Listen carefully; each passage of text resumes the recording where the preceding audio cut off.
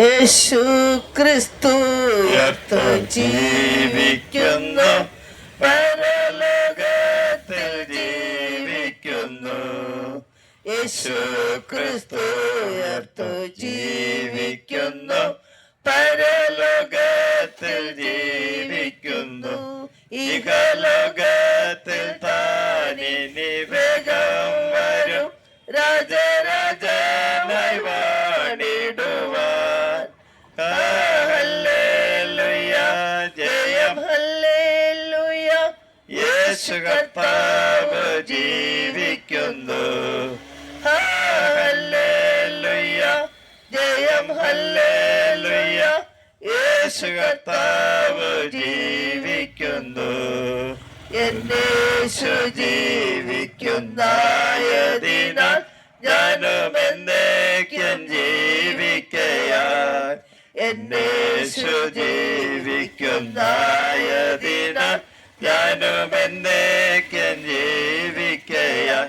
ഇനി തന്നെ പിരിഞ്ഞൊരു ജീവിതമിൽ എനിക്കെല്ലാം എന്നേശുവത്രേ.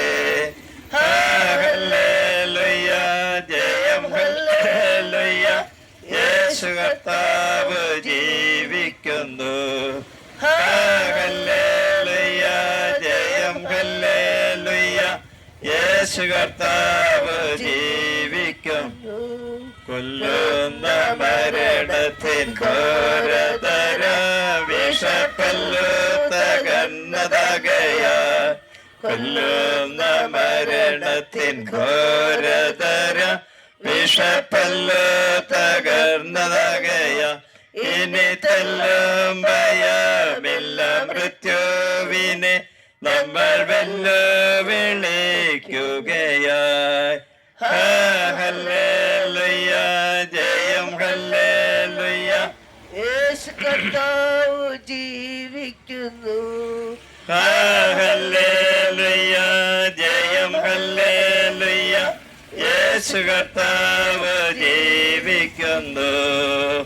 അന്നേലല്ലേ നിത്യവാസമെന്നേശുവിൻ മുന്നിൽ മഹത്വത്തിനായി. മന്നേലല്ലേ നിത്യവാസമെന്നേശുവിൻ മുന്നിൽ മഹത്വത്തിലായി. ഇനി വെണ്ണീല വീട്ടിൽ ചെന്നെത്തുന്ന നാളുകളെണ്ണി ഞാൻ പാർത്തിടുന്നു. ഹല്ലേലൂയ, ജയം ഹല്ലേലൂയ, യേശു കർത്താവ് ജീവിക്കുന്നു. ഹല്ലേലൂയ, ജയം ഹല്ലേലൂയ, യേശു കർത്താവ് ജീവിക്കുന്നു. ശാരത്തും ദൂരത്തും വാചകം ശ്രദ്ധിക്കുന്ന എല്ലാവർക്കും കർത്താവായ യേശു ക്രിസ്തുവിന്റെ നാമത്തിൽ ഞങ്ങളുടെ സ്നേഹവന്ദനം അറിയിക്കുന്നു. യേശു കർത്താവിന്റെ ഒടുവിലത്തെ കൽപ്പനയാണ്, നിങ്ങൾ ഭൂലോകത്തിലൊക്കെ പോയി സർവ്വജാതിയോട് സുവിശേഷം പ്രസംഗിക്കണമെന്ന്. ഈ ലോകത്തിലെ സസ്യങ്ങളോ അല്ല മണ്ണ്, മൃഗങ്ങള് എല്ലാവരുടെയും കാതുകളിൽ ആ യേശുവിനെ പറ്റി മുഴങ്ങി കേട്ടിരിക്കണം. അതുകൊണ്ടാണ് സകല സൃഷ്ടിയോട് ഇത് പറയണമെന്ന് യേശു പറഞ്ഞത്. 1-ാം നൂറ്റാണ്ടിൽ തന്നെ അപ്പോസ്തല പിതാക്കന്മാരെ അന്ന് സർവ്വലോകത്തിലും ആ ദൈവത്തിന്റെ വചനവും യേശുക്രിസ്തുവിനെ എത്തിക്കുവാനും കേൾക്കുവാനും അറിയുവാനിടയായി. അന്നു മുതൽ ഇന്ന് വരെ 2025-26 വർഷമായി ലോകം മുഴുവനും മുഴങ്ങി കേൾക്കുന്ന ഒരു ദൈവിക സന്ദേശമാണ് യേശുക്രിസ്തുവിനെ അറിയിക്കുക എന്നുള്ളത്. മനുഷ്യനെ പാപജീവിതത്തിൽ നിന്ന് നേരായ മാർഗത്തിലേക്ക് തിരിച്ച് അവന്റെ ജീവിതം നന്മ അനുഭവിക്കുന്ന, സന്തോഷം അനുഭവിക്കുന്ന ഭവനങ്ങളാക്കി തീർക്കുക എന്ന ഏക ഉദ്ദേശത്തോടു കൂടിയാണ് യേശു ഭൂമിയിലേക്ക് വന്നത്. അങ്ങനെയുള്ള ഭവനങ്ങൾക്കാണ് കർത്താവ് സ്വർഗരാജ്യം വാഗ്ദത്തം ചെയ്തിരിക്കുന്നത്. നമ്മുടെ ഭൂമിയിലെ ജീവിതം എന്ന് പറഞ്ഞാൽ വളരെ ചുരുങ്ങിയ കാലം മാത്രമല്ലേ ഉള്ളൂ. 10, 70, 80 വർഷക്കാലം കഴിയുമ്പോൾ നമ്മളെല്ലാവരും മണ്ണായി തീരുകയില്ലേ? ഇതാണ് മനുഷ്യന്റെ അവസ്ഥ. ഇതിനപ്പുറമായ ഒരു ദൈവരാജ്യ ചിന്ത മനുഷ്യ ഹൃദയങ്ങളിലേക്ക് കടന്നു വരുവാൻ വേണ്ടിയാണ് യേശു ഈ ലോകത്തിലേക്ക് ഇറങ്ങി വരികയും കാലുവരും നമുക്ക് വേണ്ടി യാഗമായി തീരുകയും ചെയ്ത്. യേശു ദൈവമാണ് എന്ന് തെളിയിക്കുവാൻ വേണ്ടി അനേക അത്ഭുതങ്ങൾ ചെയ്തു. മരിച്ച് അടക്കി 4 ദിവസം കഴിഞ്ഞ ലാസറിനോട് യേശു എഴുന്നേറ്റ് വരാൻ പറഞ്ഞു. നമ്മൾ സാധാരണ ഇപ്പൊ കല്ലറയിൽ നമ്മളൊക്കെ ചെന്ന് നിന്ന ഇതെന്തോരു ഭോഷത്വമായി പറയുന്ന 4 ദിവസമായി മരിച്ച് മണ്ണിനടിയിൽ വെച്ചിട്ട്. അപ്പൊ അവന്റെ കണ്ണ് എവിടെയാണ്, ചെവി എവിടെയാണ്, നാക്ക് എവിടെയാണ്, ശരീര അവയവങ്ങളെല്ലാം പുഴുക്കളായി മാറി കഴിഞ്ഞിരിക്കും. 4 ദിവസം എത്തി അങ്ങനെ ചീഞ്ഞ നാറി നാറ്റം വെച്ച് കാണും കല്ലറക്കല്ലിരുന്നു. അങ്ങനെയുള്ള മനുഷ്യൻ ബെഥാനിയയിലെ അതെ ലാസറിന്റെ കാര്യമാണ് ദൈവത്തിന്റെ വചനത്തിൽ സുവിശേഷത്തിൽ എഴുതിയിരിക്കുന്നത്. അതെ, മാർത്തയും മറിയയും എന്ന 2 സഹോദരിമാരുടെ സഹോദരനായിരുന്നു ലാസർ. കർത്താവ് യേശു വളരെ സ്നേഹിച്ചിരുന്ന ഭവനവും യേശുവിനെ സ്നേഹിച്ചിരുന്ന ഒരു ഭവനവുമായിരുന്നത്. എന്നാൽ ആ മരണസമയത്ത് യേശു ഇവിടെ ഉണ്ടായിരുന്നില്ല. യേശു അതിനെപ്പറ്റി പറയുന്നത് ദൈവമഹത്വം ലോകം അറിയുവാൻ വേണ്ടി ഇങ്ങനെ സംഭവിച്ചു എന്നാണ്. അങ്ങനെ ആ കല്ലറയ്ക്കുള്ളിൽ 4 ദിവസം ചീഞ്ഞു നാറി കിടന്ന യേശുവിനെ യേശു ഒരു വാക്ക് ലാസറെ പുറത്തു വരിക എന്ന് പറഞ്ഞപ്പോ നോക്കണമേ, എത്രയോ സന്തോഷമായി പുഞ്ചിരിക്കുന്ന മുഖവുമായി സകല അവയവങ്ങളും തരുന്നു. എങ്ങനെ അവൻ മരിക്കുന്ന സമയത്തായിരുന്നു അതുപോലെ തന്നെ അവനെ ഉയർത്ത് എഴുന്നേറ്റ് കടന്നു വരുവാനിടയായി. പ്രിയമുള്ളവരെ, ആധുനിക വൈദ്യശാസ്ത്രത്തിലും പുരോഗമിച്ചു. രക്തരഹിത ശസ്ത്രക്രിയകള് അതെ അങ്ങനെ വിവിധ നിലയിൽ ലേസർ രശ്മി ഉപയോഗിച്ചുള്ള ശാസ്ത്രക്രിയകളെല്ലാം പുരോഗമിച്ചുവെങ്കിലും ഒരു മരിച്ചുപോയ മനുഷ്യനെ അതുപോലെ തന്നെ ഉയർത്തി എഴുന്നേൽപ്പിച്ചു കൊണ്ടുവരത്തക്ക നിലയിൽ നമ്മുടെ ശാസ്ത്രം ഇതുവരെ വളർന്നിട്ടില്ല എന്ന് മനസ്സിലാക്കണം. അങ്ങനെ ദൈവത്തിന്റെ അത്ഭുത പ്രവൃത്തികളെ നമ്മൾ ഓർക്കണം. ഏതൻ പർദീസയിൽ വെച്ച് ആദാമിന്റെ വാരിയിലെടുക്കുമ്പോൾ ശാസ്ത്രക്രിയയോ മറ്റൊന്നുമില്ലാതെ രക്തരഹിത ശസ്ത്രക്രിയ നടത്തി അവരെ ബോധം കെടുത്തി. അതെ, നമ്മുടെ ഇന്നത്തെ പോലെ ക്ലോറോഫോറോ മറ്റു മരുന്നുകളോ ഇല്ലാതെ തന്നെ അവരെ വേദന അറിയാതെ ശസ്ത്രക്രിയ നടത്തി അതെ ആദാമിനെ അവകാശിയെ സൃഷ്ടിച്ചു, അവർക്ക് തുണയായി കൊടുത്തു. അങ്ങനെ പെരുകി വന്ന ഒരു ജനസമൂഹമാണ് ഇന്നിവിടെ ഉള്ളത്.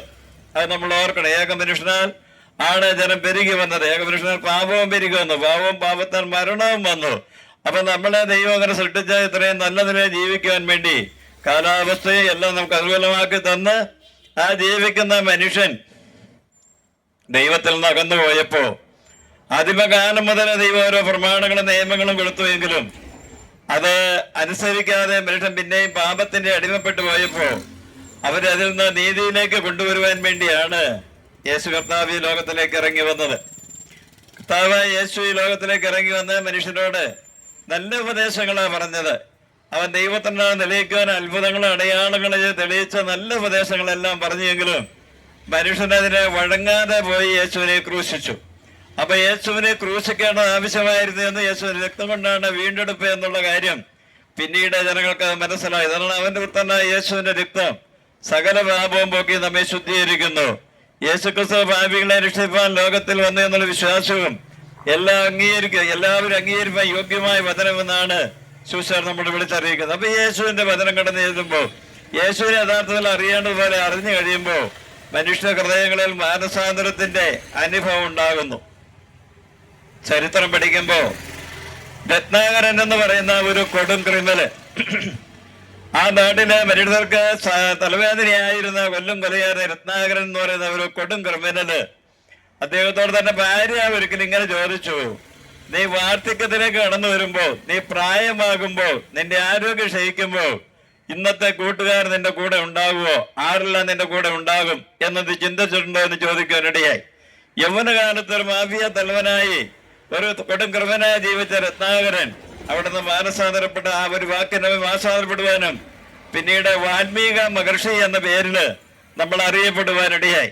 അപ്പൊ ഏതൊരു മനുഷ്യരിലും നന്നാകുവാനുള്ള ഒരു ആഗ്രഹവും ചിന്തയും കിടപ്പുണ്ട് എന്നുള്ളത് 100% മനുഷ്യ ചരിത്രം പരിശോധിച്ചാൽ മനസ്സിലാക്കാൻ സാധിക്കും. ഇന്ന് മദ്യപിച്ചു പോകുന്ന ഒരു മനുഷ്യന്റെ ജീവിതത്തിൽ അവനൊരു നല്ല മനുഷ്യന് ആഗ്രഹമുണ്ട് എന്ന സാത്താന്റെ ഒരു ബന്ധനം അവനുള്ളത് കൊണ്ടാണ് അവൻ ആ പാവടികളെ പിന്നെയും തുടർന്നു പോയിക്കൊണ്ടിരിക്കുന്നത്. ചിന്തിച്ചു നോക്കൂ, ഞങ്ങളൊക്കെ മദ്യപാനത്തിനെതിരെ പ്രസംഗിക്കുമ്പോ എല്ലാവരും പറയാതെ അങ്ങനെ പറയുന്ന എന്തിനാണെന്ന്. പ്രിയമുള്ളവരെ, ഒരാള് മദ്യം കഴിക്കുമ്പോ ആ ആളുടെ ആരോഗ്യം ക്ഷയിച്ചുകൊണ്ടിരിക്കുന്നു. ഒരു 10 വർഷം കഴിയുമ്പോഴത്തേക്ക് അവൻ രോഗിയായി തീരുന്നു. അവന്റെ മക്കൾക്ക് അതിൻ്റെതായ ദോഷം അനുഭവപ്പെടുന്നു, അവന്റെ ഭാര്യയ്ക്ക് അതിൻ്റെതായ ദോഷം അനുഭവപ്പെടുന്നു, അവന്റെ ഭവനത്തിന് അതിൻ്റെതായ കേടുകൾ ഉണ്ടാകുന്നു. അപ്പൊ ഭവനത്തിന് നാശമുള്ള, മക്കൾക്ക് നാശമുള്ള, ഭാര്യയ്ക്ക് നാശമുള്ള സ്വന്തം ശരീരം നശിപ്പിക്കുന്ന ഏതൊരു മനുഷ്യന് മദ്യപാനത്തിലേക്ക് പോകുമ്പോൾ അവന്റെ മനോസാക്ഷി 100% കുറ്റം വിധിക്കും. ഇതിൽ നിന്ന് മോചനം നേടിയിരുന്നെങ്കിൽ നന്നായിരുന്നു. എന്നാൽ അവനെ അടിമപ്പെടുന്ന വൈശാഖ ശക്തി അവനെ വീണ്ടും അതിലേക്ക് കൊണ്ടുപോവുകയും അങ്ങനെ നശിക്കുന്ന അനേക ഭവനങ്ങൾ, അങ്ങനെ നശിക്കുന്ന അനേക വ്യക്തികൾ ഇന്ന് നമ്മുടെ സ്കൂളുകളിലെല്ലാം തന്നെ മയക്കുമരുന്നിന്റെ വ്യാപാരം കയറിക്കൂട്ടിയതിന്റെ ഫലമായി നമ്മുടെ യുവതലമുറ നശിച്ചുകൊണ്ടിരിക്കുന്നു. കഴിഞ്ഞ ദിവസം യൂട്യൂബില് 14-15 വയസ്സായ പെൺപിള്ളേര് മയക്കുമരുന്ന് സിഗരറ്റ് വലിച്ചുകൊണ്ട് നിൽക്കുന്നതായി ആ യൂട്യൂബിൽ കാണുവാനിടയായി. ഇങ്ങനെയുള്ള പാപ ജീവിതത്തിന് അടിമപ്പെട്ട മനുഷ്യവർഗത്തെ നാശത്തിലേക്ക് തള്ളിക്കളയുവാൻ ദൈവത്തിന് മനസ്സരിവുണ്ടാകുകയില്ല. കാരണം 10-70 വർഷം ജീവിക്കുവാൻ വേണ്ടിയല്ല നമ്മുടെ ഇത്രയും മനോഹരമായ അതിശയമായ ഭയങ്കരമായ ശരീരം സൃഷ്ടിച്ചു തന്നിരിക്കുന്നത്. നമ്മുടെ ശരീരത്തിന്റെ ഓരോ ഘടനയെ നോക്കി കഴിഞ്ഞാൽ ഒരു അത്ഭുതകരമാ. അങ്ങനെയുള്ള ശരീരത്തെ അങ്ങനെയുള്ള കോടാനുകോടി വർഷം ദൈവത്തോട് വസിക്കുവാനാ സൃഷ്ടിച്ചത്. അത് 70-80 വർഷം നശിച്ചു പോകാനല്ല. അങ്ങനെ നശിച്ചു പോകുന്നത് കാണുമ്പോൾ സൃഷ്ടാവായ ദൈവത്തിന് വളരെ വേദനയുണ്ട്. നമ്മളുണ്ടാക്കിയ ഏതെങ്കിലും നല്ലൊരു ഉപകരണം അതിന്റെ കാലാവധിയിൽ നിന്ന് വരുമ്പോൾ നശിച്ചു കണ്ടു കഴിഞ്ഞാൽ നമുക്കൊരു വേദന ഉണ്ടാകുകയില്ലേ? ഇതുപോലെ ദൈവത്തിന് ആ വേദനയുണ്ടായി, ആ പ്രയാസം ഉണ്ടായപ്പോൾ അതിന് പരിഹാരം വരുത്തുവാൻ വേണ്ടിയാണ് യേശു കാൽവറിയിലേക്ക് വന്നത്. ഓർക്കണം, ജീവിതചരിത്രം നേരത്തെ എഴുതി നിരീശ്വരവാദികൾക്ക് അതിനൊരു മറുപടി വരാനില്ല. കാരണം ജനിക്കുന്നതിന് മുമ്പേ ജീവചരിത്രം എഴുതി, ഇന്ത്യൻ ഭാഷയിൽ പറഞ്ഞാൽ ജനിക്കുന്നതിന് മുമ്പേ ജാതകം എഴുതി. അതെങ്ങനെ ജനിക്കുന്നതിന് 1500 വർഷങ്ങൾക്ക് മുമ്പ് 35ഓളം പ്രവാചകന്മാർ ജനന മരണ പുനരുദ്ധാരങ്ങൾ എഴുതിയാണ് യേശു ഭൂമിയിലേക്ക് വന്നത്. ആ പ്രവാചകന്മാർ നമ്മെ കണ്ടിട്ടില്ല, യേശു അവരെ കണ്ടിട്ടില്ല. അതേ ബേത്ലഹേമിൽ ജനിക്കുമെന്നും 30 വെള്ളിക്കാശിന് ഒറ്റ കൊടുക്കുമെന്നും ദ്രവിക്കാത്ത ശരീരത്തിലാണ് വരുന്നുവെന്നും അങ്ങനെ അവൻ ഉയർത്തെഴുന്നേൽക്കുമെന്നുള്ള തിരുവചന സത്യങ്ങളെ നിറവേറ്റിക്കൊണ്ടാണ് യേശു ഈ ഭൂമിയിലേക്ക് വന്നതിന്റെ പ്രവർത്തനം വെച്ച് കാൽവറി കിടന്നുകൊണ്ട് ഇങ്ങനെ പറഞ്ഞു, തിരുവെഴുത്ത് നിവർത്തിയാകുന്നതിന് എനിക്ക് ദാഹിക്കുന്നു എന്ന്. അങ്ങനെ ലോകത്തിലൊരു മനുഷ്യനെ എതിര് പറയുവാനോ അതിന് വാദപ്രതിവാദത്തിനോ ചാൻസ് ഇല്ലാതെ 100% ദൈവത്തന്നാണ് രക്ഷകനാണെന്ന് പറഞ്ഞുകൊണ്ടാണ്, അത് തെളിയിച്ചുകൊണ്ടാണ് യേശു ഭൂമിയിലേക്ക് ഇറങ്ങി വന്നത്. ആ യേശു ക്രിസ്തുവിനെ പറ്റി അറിയുന്നത്, ആ യേശു ക്രിസ്തുവിനെ പ്രസംഗിക്കുന്നത്, പ്രിയമുള്ളവരെ എത്ര സന്തോഷമാണ്. നമ്മുടെ ജീവിതത്തിൽ മാനസാന്തരത്തെ അനുഭവമല്ലേ? കുടുംബങ്ങൾ അനുഗ്രഹിക്കപ്പെടുവാൻ, മക്കൾ നന്നായി വരുവാൻ, തലമുറകൾ നന്നായി വരുവാൻ, നമ്മുടെ വാർത്തയ്ക്ക് നന്നായി വരുവാൻ യേശുവിനെ അറിയുമ്പോൾ എത്രയോ സന്തോഷമാണ്, എത്രയോ അനുഗ്രഹമാണ്. ചിന്തിച്ചു നോക്കിക്കേ, ആ പാട്ടുകൾ പാടി ദൈവത്തെ ആരാധിക്കുമ്പോ ഞങ്ങളിങ്ങനെ പാടും, എണ്ണമില്ല പാപ എന്നിൽ നിന്നു നീക്കാൻ എന്നിൽ കനിഞ്ഞ നാമ, എണ്ണമില്ല പാപ എന്നിൽ നിന്നു നീക്കാൻ എന്നിൽ കനിഞ്ഞ നാമ, അന്യനെന്ന മേലെടുത്ത് എന്നേക്കുമായി മാച്ചു തന്ന ഉന്നതന്റെ വന്യനാമ, അന്യനെന്ന മേലെടുത്ത് എന്നേക്കുമായി മാച്ചു തന്ന ഉന്നതന്റെ വന്യനാമ, ശ്രീയേശു നാമ അതിശയ നാമ, ഏഴയനിക്കിമ്പ നാമ, ശ്രീയേശു നാമ അതിശയ നാമ, ഏഴയനിക്കിമ്പ നാമ, ബോധവാദികൾക്കും നനജാതിക്കാർക്കും മോദനം കൊടുക്കും നാമ, ബോധവാദികൾക്കും നനജാതിക്കാർക്കും മോദനം കൊടുക്കും നാമ, കുരുടർക്കും മുടന്തർക്കും കുഷ്ഠരോഗികൾക്കുമേൽ പീഡുതലു നൽകുന്ന നാമ, കുരുടർക്കും മുടന്തർക്കും കുഷ്ഠരോഗികൾക്കുമെല്ലാം പീഡുതലു നൽകുന്ന നാമ, ശ്രീയേശു നാമ അതിശയ നാമ, ഏഴയനിക്കിമ്പ നാമ, ശ്രീയേശു നാമ അതിശയ നാമ, ഏഴയനിക്കിന്ത നാമ. ഒരു കാലത്ത് ഞാനും ഞങ്ങളുടെ കൂടെ ഉള്ളവരും യേശുക്രിസ്തുവിനെ പറ്റി ശരിയായി മനസ്സിലാക്കിയിരുന്നില്ല. അപ്പൊ തന്നെ ക്രിസ്തീയ പാരമ്പര്യത്തിൽ ജനിച്ചു വളർത്തപ്പെട്ടവരായിരുന്നെങ്കിലും ബൈബിൾ സംബന്ധമായി യേശുവിനെ പറ്റി കൂടുതൽ അറിയാത്തതിന്റെ ഫലമായി ഞങ്ങളുടെ ജീവിതത്തിലെ സമാധാനം അനുഭവിച്ചുകൊണ്ടാണ്. എന്നാൽ ഈ ബൈബിൾ വായിക്കുവാനും പഠിക്കുവാനും യേശുവിനെ അറിയുവാനും ഇടയായപ്പോൾ പ്രിയമുള്ളവരെ വളരെ സന്തോഷമാണ്, വളരെ അനുഗ്രഹമാണ്. ഇന്ന് ഞങ്ങളുടെ വചനം കേൾക്കുന്ന പ്രിയപ്പെട്ടവരെ, നീ മദ്യത്തിനടിമയാണെങ്കിൽ, മദ്യപാനം ഓർക്കണം, നമ്മുടെ പുരുഷത്വം കാണിക്കാൻ പറ്റത്തില്ല. ഒരു മദ്യപാനിയെ ആരും വിശ്വസിക്കുകയില്ല. അവന്റെ ജീവിതത്തിൽ അവനൊരു മോശപ്പെട്ട ഒരു മനുഷ്യനായിരിക്കും. രണ്ട്, അവന് കൃത്യമായി വാക്ക് പാലിക്കാൻ പറ്റുകയില്ല. ഒരു ജോലി നന്നായി ചെയ്യാൻ പറ്റുകയില്ല. ഉത്തരവാദിത്തം കൊണ്ടുപോകാൻ പറ്റുകയില്ല. അവനെ അവന്റെ കുടുംബത്തിൽ ചെല്ലുമ്പോൾ അവന്റെ ഭാര്യ മക്കളെ സ്നേഹിക്കുകയില്ല. സ്വന്തക്കാർ അവനെ അവഗണിക്കും. അങ്ങനെ സ്വയം അപമാനിതനാകുന്ന ഒരു മനുഷ്യനായി തീരുന്ന മദ്യപാനി. അതുകൊണ്ട് ഇന്ന് ഈ വചനം കേൾക്കുന്നവർ ഓർക്കണം, ഞാൻ ഇനി മദ്യം കഴിക്കുകയില്ല. കാരണം അത് നമുക്ക് ദോഷം, നമ്മുടെ ഭാര്യയ്ക്ക് ദോഷം, മക്കൾക്ക് ദോഷം, കുടുംബത്തിന് ദോഷം. അത് ഞാൻ പണം കൊടുത്ത് വാങ്ങി ഞാൻ കഴിക്കല്ല, ശരീരത്തെ ഞാൻ നശിപ്പിക്കല്ല എന്ന് ഏതെങ്കിലും ഒരു മനുഷ്യൻ മനസ്സ് തീരുമാനിക്കുന്നു എങ്കിൽ സ്നേഹിത, അതോടുകൂടി നിന്റെ ജീവിതം അനുഗ്രഹിക്കുക. ഒരു 10 കൊല്ലം കഴിയുമ്പോഴത്തേക്കും, വേണ്ട ഒരു 5 കൊല്ലം കഴിയുമ്പോഴത്തേക്കും ഈ അവസ്ഥകൾക്കെല്ലാം മാറി ആ മക്കളും ഭാര്യ അപ്പനും മക്കളും സന്തോഷമായി ആ ജീവിതത്തിന് സന്തോഷപൂർണ്ണമായി തീരും. ആരെങ്കിലും മയക്കുമരുന്നടിമയായ പിള്ളേരെ ഞങ്ങളുടെ ഈ വചനം കേൾക്കുന്നെങ്കിൽ പ്രിയമുള്ളവരെ ശ്രദ്ധിക്കണമേ. ഇന്ന് നിങ്ങൾ അതിനോട് യാത്ര പറഞ്ഞ് അതായത് നിങ്ങളുടെ ജീവിതത്തെ സുന്ദരമാക്കിയെടുക്കാൻ നോക്കണം. വിദ്യാഭ്യാസം നശിച്ചു പോകും, ആരോഗ്യം നശിച്ചു പോകും, ഭാവജീവൻ നശിച്ചു പോകും, കുടുംബജീവിതം തകർന്നു പോകും. അതുകൊണ്ട് ആ മയക്കുമരുന്ന് ഞാൻ ഒരിക്കലും അടിമയാകയില്ല.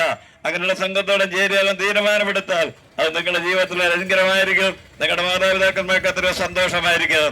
അങ്ങനെ മോശമായ ഏതെങ്കിലും ജീവിത മാർഗം നിശീകരിച്ചുകൊണ്ട് അപോകുന്ന വ്യക്തികൾ ഓർക്കണമേ, ഈ നല്ലവനായ യേശു, സ്നേഹവാനായ യേശു, നമുക്ക് വേണ്ടി കാൽവരിയാകുമായ യേശു, ആ യേശുവിനെ അറിയുമ്പോൾ, യേശുവിന്റെ വചനം കേൾക്കുമ്പോൾ, അനുസരിക്കുമ്പോൾ എത്രയോ സന്തോഷമാണ്, എത്ര അനുഗ്രഹമാണ്.